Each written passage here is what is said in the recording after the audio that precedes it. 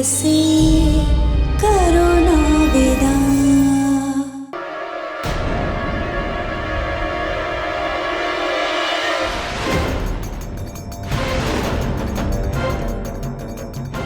शरद,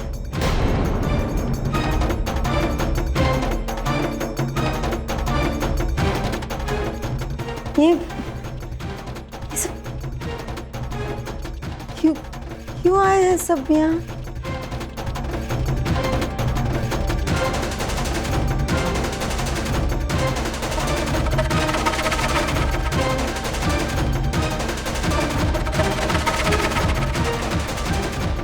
इंसाफ दिलाने आए, न्याय दिलाने आए हैं हम भवानीगढ़ की मौड़ी को।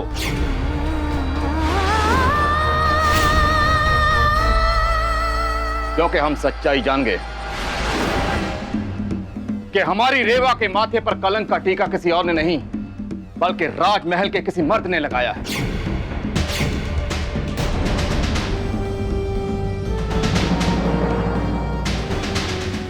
बद्री जी, इस संकट की घड़ी में आप अकेले नहीं हैं, पूरा भवानीगढ़ आया है आपका साथ देने। क्यों भाइयों?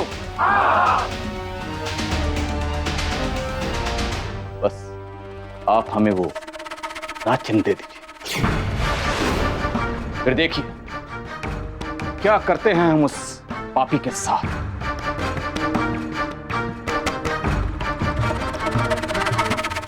अरे लाखी भाऊजी, घबराओ मत, आपकी मौड़ी हमारी भी तो कुछ लगती है, आप ही ने तो कहा था।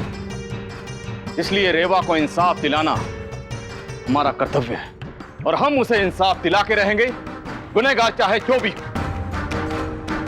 मैं जानती थी कि एक दिन आत्मा आप लोग की कचोटेगी और आप हमारा साथ जरूर देंगे। मैं वो चिन्ह ला के देती हूँ।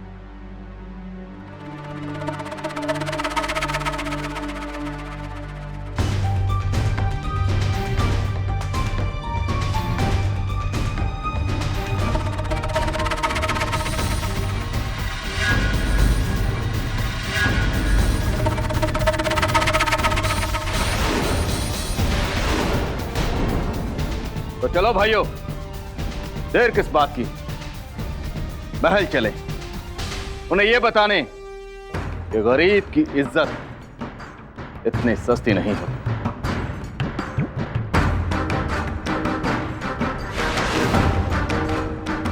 हम रेवा को इंसाफ दिला के रहेंगे। चलो।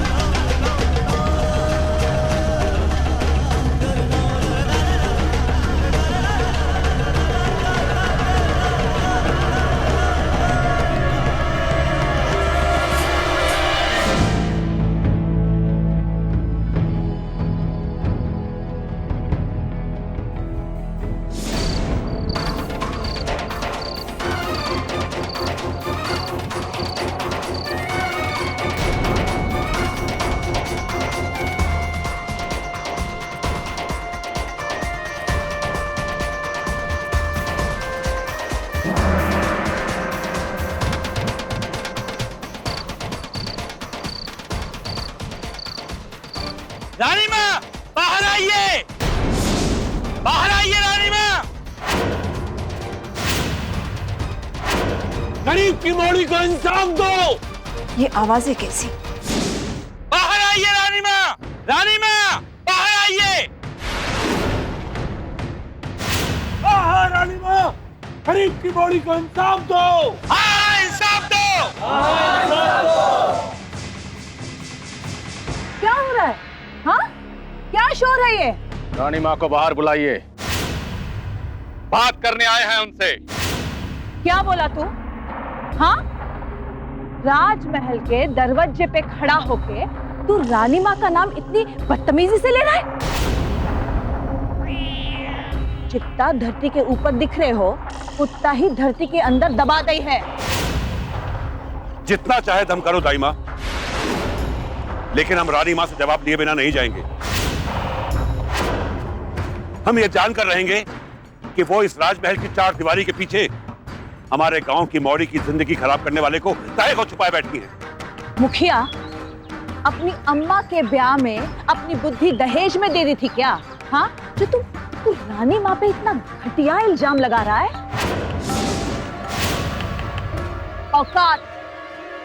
औकात में रहना सीख मुखिया। हमें औकात का भाषण देने से पहले जरा उनसे जाकर कहो कि वो अपनी औकात जांच लें। उनकी क्या औकात है? वो जो हमारे गांव की बहू बेटियों की इज्जत पर हाथ डाल रहे हैं, उनसे जाकर औकात की बात करो। चुप। अब एक शब्द और बोला ना तो टेटवा दबा देंगे तुम्हारा। हाँ,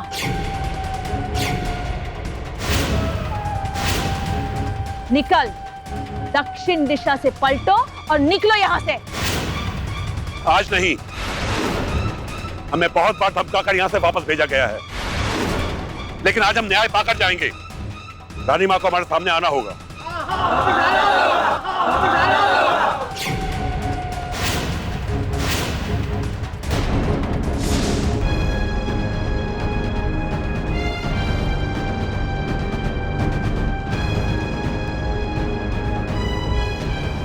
क्या हो रहा है यहाँ?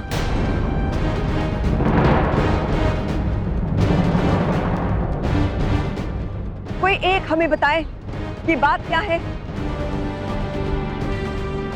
रानी माँ, आपने हम पर इल्जाम लगाया था ना कि हम बड़े अनपढ़, जाहिल और गंवार हैं, और हमारे रीति रिवाज बेमतलब हैं। जरूरी है तो सिर्फ रेवा को इंसाफ मिलना। तो आज इंसाफ ही होगा। भवानीगढ़ की बेटी के लिए हम आपसे इंसाफ मांगने आए हैं।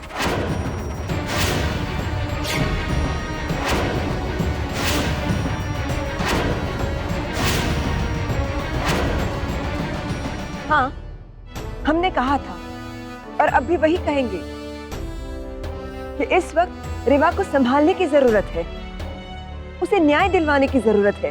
पर आप जैसे महलों में रहने वाले लोगों की नजर तो हमेशा आसमान में रहती,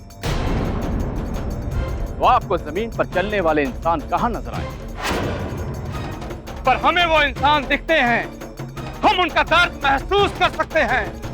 इसलिए हम ये जान पाए हैं कि हमारे गांव की मोड़ी की इज्जत के साथ खेलने वाला वहशी दरिंदा कौन है।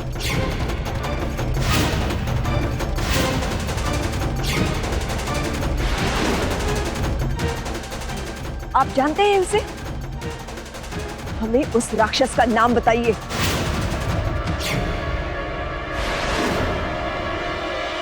ये वादा है हमारा कि हम रेवा को न्याय दिलवाएंगे। हम उस राक्षस को खुद सजा देंगे।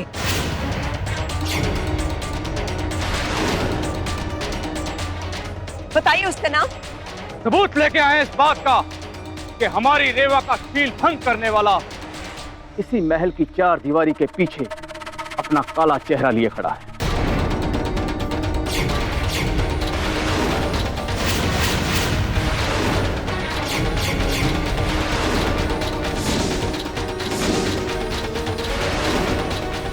वो इसी राजमहल से है, वो इसी राजमहल से है, वो इसी राजमहल से है, वो इसी राजमहल से है।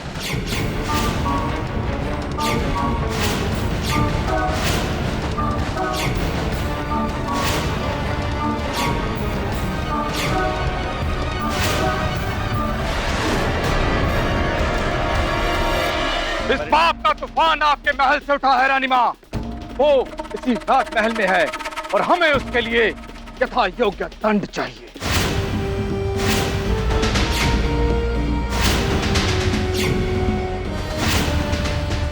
बकवास कर रहे हैं आप?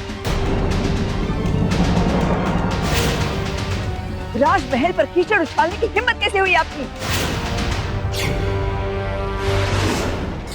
हम जानते हैं कि बदले की भावना में आकर आपने हम पर यह गलत इल्जाम लगाया है, क्योंकि हमने आपको वो रीत पूरी करने नहीं दी जिससे आपका अपमान हुआ है।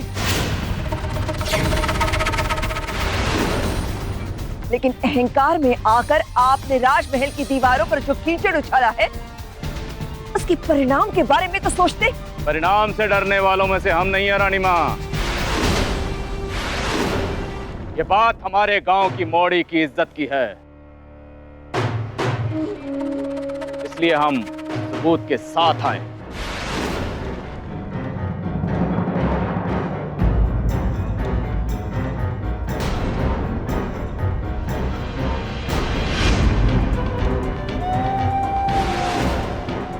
सबूत तो जरूर देखना चाहेंगे।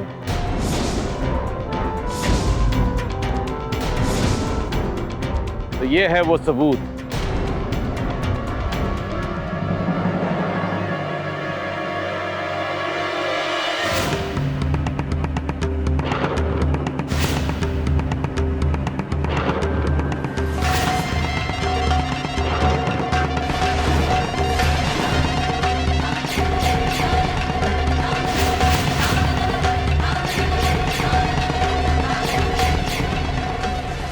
ये राज चिन्ह जो उस रात हमारी मौड़ी के हाथ में पाया गया, हाथ में पाया गया, हाथ में पाया गया, हाथ में पाया गया।